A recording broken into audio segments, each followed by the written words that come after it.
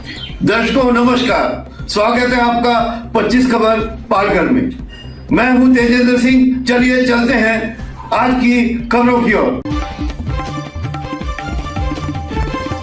Chemical माफियाओं का खतरनाक साम्राज्य।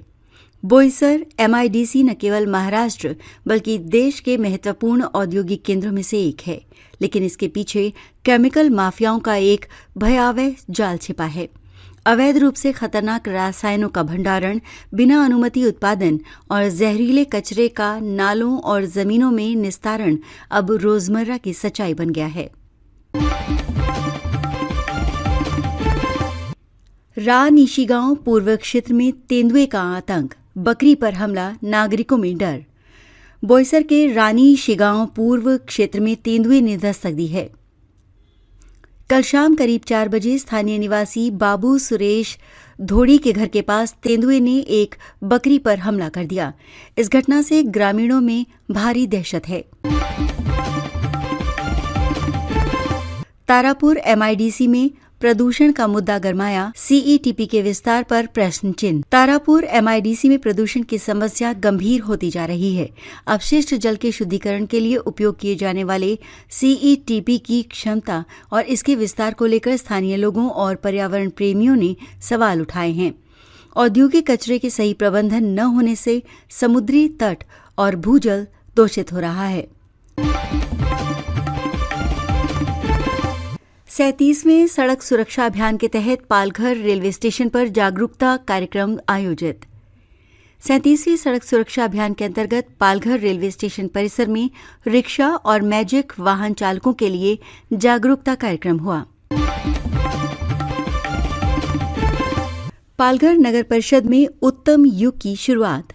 पालघर नगर परिषद में नवनिर्वाचित नगराध्यक्ष उत्तम घरत और शिवसेना शिंदे गुट के नगर सेवकों ने अपना पदभार ग्रहण कर लिया है।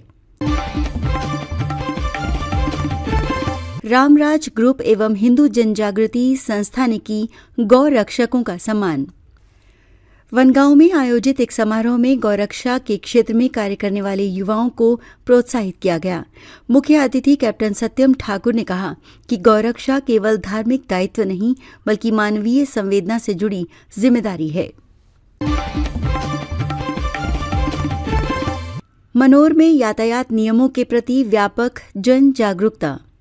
37वें सड़क सुरक्षा अभियान के तहत मनोर बस स्टैंड क्षेत्र में रिक्शा और टैक्सी चालकों को यातायात नियमों का मार्गदर्शन दिया गया।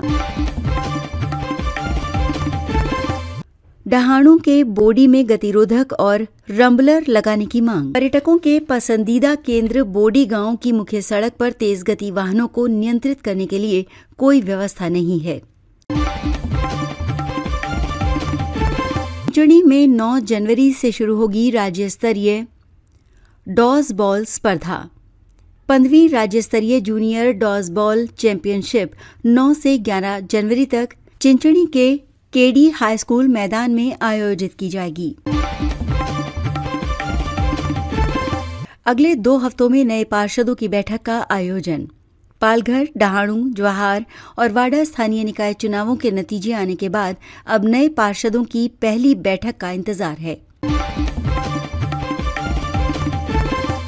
आज के सोशल मीडिया के युग में प्रिंट मीडिया का आकर्षण भले ही कम हुआ हो, लेकिन इसकी विश्वसनीयता आज भी बरकरार है।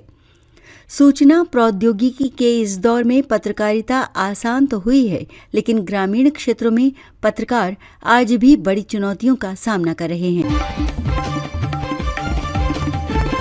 37वें सड़क सुरक्षा अभियान के अवसर पर पालघर रेलवे स्टेशन परिसर में रिक्शा चालकों और मैजिक वाहन चालकों के लिए एक विशेष जागरूकता और मार्गदर्शन कार्यक्रम का आयोजन किया गया।